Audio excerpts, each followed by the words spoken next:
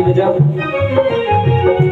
ये बात आज बाबा कहने लगे कि अगर गौरा कथा तूने नहीं सुनी तो किसने सुनी है? कौन है वो जो यहाँ पे आकर कथा सुन रहा था? भूखना किसने दिया? भैया कहने लगे मोए ना पता कछु भी, मैं तो सो रही थी। फिर बाबा कहने लगे, फिर कहने लगे शंकर जी ये कथा सुनी है किसने? फिर कहने लगे शंकर जी ये कथा सुनी है किसने? कहने लगे शंकर जी ये कथा सुनी है किसने? कहने लगे शंकर जी ये कथा सुनी है किसने? जिंदा ना छोड़ूंगा ये दिया भूखना जिसने। जिंदा ना छोड़ूंगा ये दिया भूखना जिसने। अब बाबा भोलेनाथ देख रहे हैं, सामने माँ आदि शक्ति विराजमान है। इधर कोई नहीं, इधर कोई नहीं। जैसे ही पीछे मुड़ के देखा, अब चोरी चोर करने के बाद क्या रुकेगा? नहीं रुकता। फिर क्या होना था? बाबा ने त्रिशूल उठा लिया, तो दे आज तुझे खत्म कर दूंगा। पसीने छूट गए। फिर क्या होना था? आगे आगे तोता उड़ रहा, आगे आगे तोता उड़ रहा, पीछे शिव घंटा आगे बढ़ गए सुबता, किनारे रहो तोता आगे बढ़ गए सुबता, किनारे रहो तोता।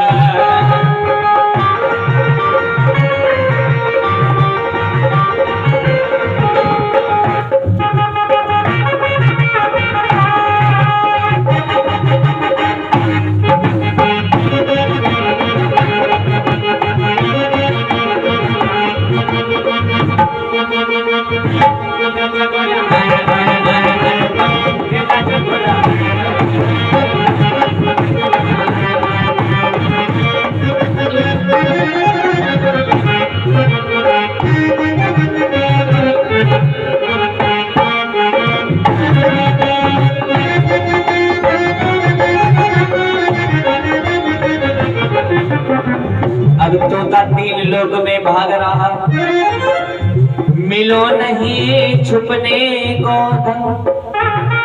और जा पहुंचा फिर तोता वेद व्यास के संग। मतलब कि जब तोता तीन लोक में भाग रहा था, कहीं छुपने की जगह नहीं मिल रही थी, मृत्यु लोक में आया। जब मृत्यु लोक में आया तो देखा श्री वेद व्यास जी की धर्म पत्नी, जिनका नाम है मां रिटिका देवी, आंगन में खड़े बाल सुखा रही थी। जम्बाई आई। जब जम्बाई आई फिर क्या होना था? उड़ते उड़ते तोता जब वेद व्यास घर आया, उड़ते उड़ते तोता जब वेद व्यास घर आया, वेद व्यास की पत्नी के गर्भ में जाए समाया। वेद व्यास की पत्नी के गर्भ में जाए समाया। मतलब कि वेद व्यास जी की पत्नी जब बाल सुखा रही थी, जम्बाई आई।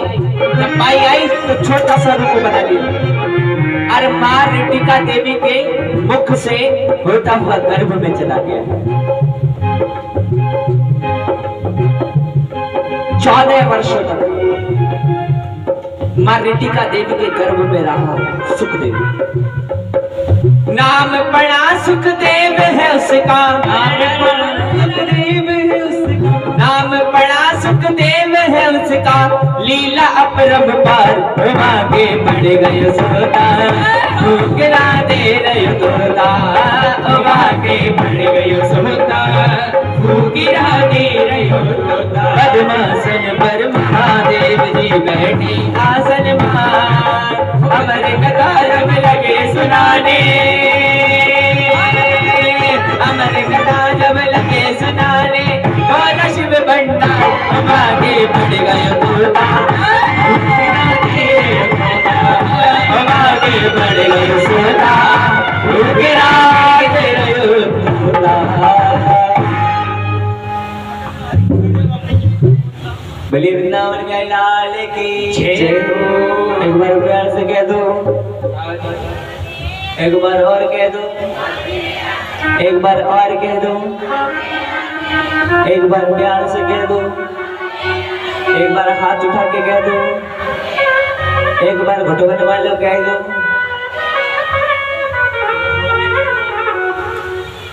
मैंने कल एक बात कही थी, हाँ कह रहा हूँ, कुछ तो कह दी। घुटने पकड़ के कथा में वो बैठते हैं जिनके घर में 4 सिलेंडर, 4 सिलेंडर और चारों खाली, और ऊपर से 4 मेहमान आ जाए, फिर कहेगा हाय अब क्या करूं। इसलिए कथा में घुटने पकड़ के ना बैठते हैं। मेरे पास इनकी दवाई है भैया। घुटने में दर्द रहता है, किस किस के घुटने में दर्द रहता है? सबके रहे तो मैं दवाई बता के जा रहा हूँ, ठीक है।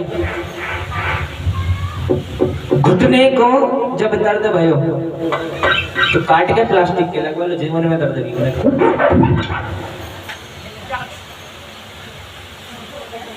सही कह रहा हूँ, काट के प्लास्टिक के लगवा लो, जीवन में दर्द नहीं हो सकता, या हो जाएगा।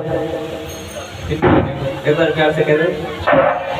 अब मजाक वाली बात है, मैं सीरियस कर लो। एक बार प्यार से कह दीजिए राधे।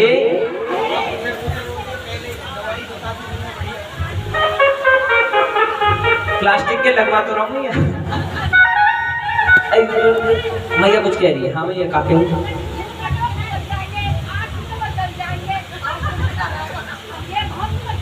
मैया एक बात बता, तेरे पैर ऐसे मजबूत हैं जो आग में ना जलने के हैं, मुझे बता। पानी में नहीं गलने के बता, हैं ऐसे? पानी में भी गलते पैर, गलते नहीं गलते, आग में भी जलते हैं, हवा में सूख भी जाते होंगे फिर तो। एक बार प्यार से कहता, एक जगह मैं कथा सुना रहा था ऐसे, तो एक मैया आती थी, जैसे मैया हस्तलाप कर रही है ना, वो मैया रुदन करती थी। ये तो हंस रही, वो रोती थी। मैंने मैया से पूछा, मैया रोने का कारण क्या है, क्यों रोती है? कहने लगे कुछ ना तू कथा कर। कोई बात नहीं, कथा करी। दूसरे दिन की कथा हुई, मैया फिर रोना शुरू कर दिया। मैंने की जरूर कुछ घर में समस्या होगी बड़ी। मैं कथा करके नहीं चुका, मैंने मैया से पूछा, मैं क्यों रोती, तू बता तो सही। कुछ ना, तू बड़ी कथा कर। मैंने तीसरे दिन की कथा करी, मैया फिर रोने लगी। मैंने कहा जरूर घर में कुछ समस्या है। कह रही मैं आज पूछ कर हुआ क्या समस्या है। मैं कथा करके नीचे उतरा, मैया से पूछा, मैं क्या बात है, तू आज सच से तुझे मेरी कसम है। कहने लगे तू अपनी कसम दे रहा इसलिए बता रही। ठीक 7वें दिन जब तू कथा करने का मेरे घर आई हो, मैं तुझे सारी बात बता दूँ। मैंने कहा ठीक है। जैसे जैसे मैंने 7 दिन काटे, वो रोती रही, मैं कथा करता गया, रोती रही, कथा करती रही। 7वें दिन की कथा करके मैं झट भाग के घर पहुंच गया। मैंने मैया से पूछा, मैया अब बता सच सच क्यों रोती है तू? बेटा नहीं सुनता? क्या नहीं सुनता, बहुत अच्छा है। बहू नहीं सुनती? बहू तो बहुत बढ़िया है, बेटे से ज्यादा ख्याल है। मैं तो रोती क्यों है? पैसों की तंगी है? नहीं बेटा, भगवान का दिया सब। अरे मैया फिर रोने का कारण क्या, बता तो सही। कहने लगी जब तू यहाँ आया था ना, तो मेरी भैंस ने कटरा दिया। मैं तो भैया इसमें रोने वाली कौन सी बात है तेरी, तू क्यों रोए? कि वो एक दिन चिल्लाया, 2 दिन चिल्लाया, 3 दिन चिल्लाया, 14 दिन पट मर गया। भैया बड़ा दुख हुआ, मेरी हंसी गायब हो गई। भैया बड़ा दुख हुआ। मैंने कहा लेकिन भैया अब उसकी याद में क्यों रो रही? कि मैं उसकी याद में नहीं रो रही। मैं तो भैया फिर क्यों रो रही है ये तो बता। कि जैसे मेरा कटरा एक दिन चिल्लाया, ऐसे तू भी पहले दिन चिल्लाया, दूसरे दिन चिल्लाया, तीसरे दिन चिल्लाया। मुझे इस बात का डर था कहीं तू भी 4थे दिन। मैंने कहा धन्य मैया, धन्यवाद तेरे। मुझे इसी बात का डर था कहीं 4थे दिन तू भी पट ना मर जा। मैंने कहा मैया इतनी आसानी से ना मरूंगा, मैं पूजा करता हूँ, जब तक करता हूँ। तुम तो चाहो मुझे उड़ाना। एक बार प्यार से कहना, एक बार और कहना। आज भोले बाबा सुखदेव मुनि महाराज के पीछे पीछे जा रहे, तोते के पीछे पीछे जा रहे हैं, लेकिन तोता श्री वेद व्यास जी की धर्म पत्नी के गर्भ में जाके छुप गया। इधर से वेद व्यास जी आए, भोले बाबा बाहर खड़े करके कहने लगे, भोले बाबा आप बाहर क्यों खड़े हो, घर के अंदर चलो। कहने लगे, घर के अंदर हम नहीं जानेंगे। की बात होगी, काहे नहीं जानेंगे कि थारे घर के भीतर मारो एक चोर छुपो है। चोर कहाँ, जरा हम भी तो देख के आवे। आज श्री वेद व्यास जी महाराज घर के भीतर गए, जाकर पूरे घर छाना। जब पूरा घर छान लियो तो काऊ ना मिलो। कहने लगे, बाबा अंदर कोई चोर ना भयो। कहने लगे, तेरी पत्नी के गर्भ में छुपाओ। कि बाबा एक बात बताओ, वाने कहाँ चोरी करो। कहने लगे, वाने चोरी सु अमर कथा सुन ली मेरी। क्या सुन ली? अमर कथा। मैं वाय मारने आया हूँ, जब तक वो आए नहीं मारूंगा तब तक यहाँ तक नहीं जाऊंगा। अब वेद व्यास जी महाराज हंसने लगे, कहने लगे, बाबा या तो तेरी कथा झूठी या तू झूठा। कहने लगे, कैसे? बाबा एक बात बता, अमर कथा से हो तो क्या है? अमर कथा से अमर होते हैं। तो बाबा जब मैंने अमर कथा सुन ली तो वो अमर होगा, तो बात तो कैसे मारो को बता तो सही। बोले बाबा, कहने लगे, हाँ। कहने लगे, तुम सच में बोले हो? तुमको ये भी ना बहाना, अभी तक मैंने अमर कथा सुन ली तो अमर होगा। कहने लगा, हाँ चल छोड़ दूं। आज श्री वेद व्यास जी महाराज अपनी धर्म पत्नी के पास गए, कहने लगे, बेटा बाहर आ जाओ। बच्चे का जन्म 9 माह में हो जाए तो 10 माह में हो जाएगा, 12 माह में हो जाएगा, तुमको 3 साल बीत गए, बाहर आ जाओ। कहने लगे, हम बाहर नहीं आते, हमें तो यही आनंद आ रहा हूँ, यही गर्भ में रह के ही भगवान विष्णु की आराधना करेंगे। क्योंकि जब बच्चा गर्भ में होता है तो भगवान से वादा करता है कि जैसे ही बाहर निकलूंगा तेरा नाम सुनूंगा। लेकिन गर्भ से आने के बाद कोई पूजा पाठ करता है, भगवान का नाम लेता है? नहीं देता।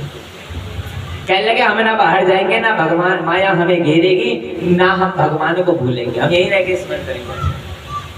आज कहने लगे, जब तक विष्णु की माया मुझे नहीं छलेगी, जब तक मैं गर्भ में, जैसे ही बाहर आ गया, जिस दिन बाहर आ गया उसी दिन ये माया मुझे छलने आ जाएगी। श्री वेद व्यास जी महाराज नारायण की उपासना करते, कहने लगे, प्रभु आप ही कुछ कीजिए। तभी आकाशवाणी होती है कि आज से तुझे मेरी माया नहीं छले। वेद व्यास जी महाराज कहने लगे, बेटा अब तो बाहर आ जाओ। तब जाके 14 वर्ष बाद, कितने? 14 वर्ष बाद श्री सुखदेव मुनि महाराज का जन्म होता है। बोले सुखदेव मुनि महाराज की, बोले सुखदेव मुनि महाराज की। इतनी तेज आवाज, बोले सुखदेव मुनि महाराज की। लेकिन जैसे जन्म लिया, 14 वर्ष के नंगे पुंगे, बिना यज्ञ पवित्र करवाए हुए, बिना अपने माता पिता की तरफ देखे हुए सुखदेव मुनि महाराज वन की तरफ चलते हैं। पीछे से वेद व्यास जी महाराज कहते हैं, पुत्र सुनो, बेटा सुनो। तन में होकर लता पता कहने लगी, यहाँ कोई पुत्र नहीं है, यहाँ कोई पिता नहीं है, यहाँ ना कोई किसी का पुत्र है, ना कोई किसी का पिता है। क्योंकि यदि पीछे मुड़ के देख लिया तो एक पिता और पुत्र का रिश्ता जुड़ जाएगा, जिससे माया आएगी। आज सुखदेव मुनि महाराज वन में जाकर तपस्या करते हैं। एक बार प्यार से कहते, राधे राधे राधे। कथा आती है पांडवों की। बात उस समय की है जब महाभारत का युद्ध चल रहा था। दुर्योधन की जंघा टूट गई, भीम ने दुर्योधन की जंघा तोड़ दी। तो आज कृष्ण कहने लगे पांचों पांडव से, आज जश्न की रात है, आज आपके विजय की रात है, चलो जश्न किया जाए। चलो भद्रकाली के मंदिर में माँ दुर्गा की आराधना की जाए। पांचों पांडव को ले गए माँ भद्रकाली के मंदिर में। इधर दुर्योधन का परम सखा मित्र है जिसका नाम है अश्वत्थामा। क्या नाम है? अश्वत्थामा। कहने लगे, मित्र ये दशा कैसे हुई बता। कहने लगे दुर्योधन कि जब महाभारत का युद्ध प्रारंभ नहीं हुआ था ना, तो कृष्ण ने एक बात कही थी कि मैं युद्ध नहीं लड़ूंगा, मैं युद्ध नहीं लड़ने का, मेरी सेना और मुझे बांट दो। या तो एक तरफ मेरी सेना रहेगी या एक तरफ मैं रहूंगा। दुर्योधन और अर्जुन दोनों गए थे कृष्ण के पास। कहने लगे जो कल सुबह पहले आएगा उसको पहले मांगने का अधिकार होगा, वो पहले मांग सकता है। जब कृष्ण के सुबह नेत्र खुले तो सबसे पहले दुर्योधन को देखा। कहने लगे कौन पहले आया? कहने लगे भ्राता दुर्योधन पहले आए हैं। अर्जुन कहने लगे भ्राता दुर्योधन आए हैं। तो कहने लगे कृष्ण मांगो, दुर्योधन क्या चाहिए? दुर्योधन ने कहा कि मुझे आपकी नारायणी सेना चाहिए। भगवान कृष्ण ने कहा हाथ तो ले जाओ। अब बारी थी अर्जुन की। अर्जुन से कहा मांगो। कहने लगे प्रभु मांगने के लिए बचा क्या है? आप बस, और क्या चाहिए? तो आज कृष्ण अर्जुन का उपहास करते हैं, ठिठोली करते हैं। कहने लगे अर्जुन हार निश्चित है तेरी, हार निश्चित है तेरी, हर पल रहेगा उदास। अरे माखन दुर्योधन ले गया, छाछ बची है मेरे पास, अब तो तू हार जाएगा। तो अर्जुन कहने लगा प्रभु दास को कमजोर मत समझो। क्यों बता? कहने लगा जीत निश्चित है मेरी, दास हो नहीं सकता उदास। अरे माखन लेके क्या करूं जब माखन चोर है मेरे पास। अपने आप चुरा ले वो, अपने आप चुरा ले वो, मुझे जरूरत ही क्या है? तो आज दुर्योधन कहने लगे मुझसे सबसे बड़ी गलती वही हुई थी, मैंने नारायण को ना चुनकर उसकी नारायणी सेना चुन ली। दुर्योधन कहने लगे मित्र मैं इस बात से दुखी नहीं हूं कि हम हार गए, मैं इस बात से दुखी हूं कि हमारे 100 भाई उसमें से एक भी नहीं बचा और पांडव केवल 5, उसमें से एक भी नहीं गया। अगर एक भी पांडव मर जाता ना तो मुझे दुख नहीं होता। अश्वत्थामा कहने लगा मित्र अगर तूने मुझे अपनी सेना का नायक बनाया होता ना तो आज तुझे ये दिन नहीं देखना पड़ता। मैं तो एक पांडव की बात कर रहा, मैं 5 पांडव के सिर लाकर तेरे पास अभी रख दूं कदमों में। तो एक बार सेना का नायक बना तो सही। कहते हैं डूबते को तिनके का सहारा। अश्वत्थामा के सामने दुर्योधन कहने लगा मित्र जब हम 100 भाई नहीं कर पाए तो तू अकेला क्या कर लेगा?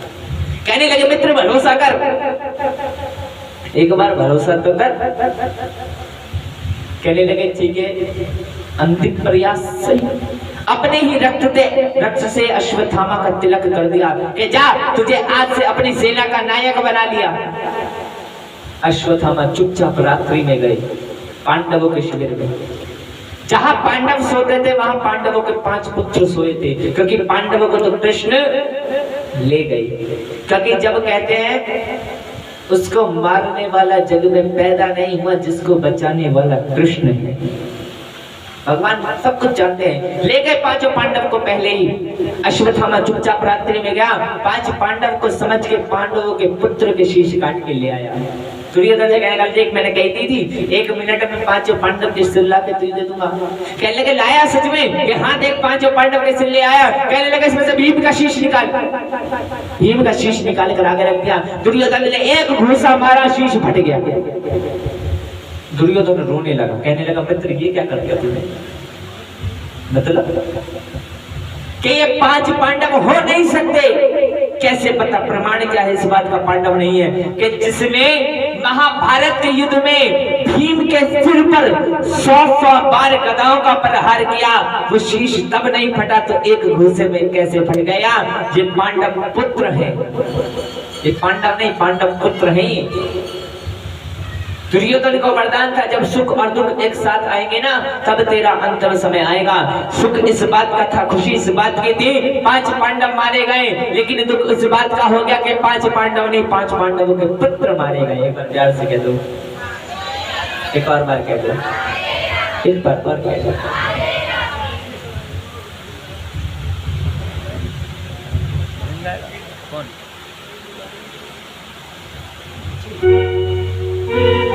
वृंदावन हरा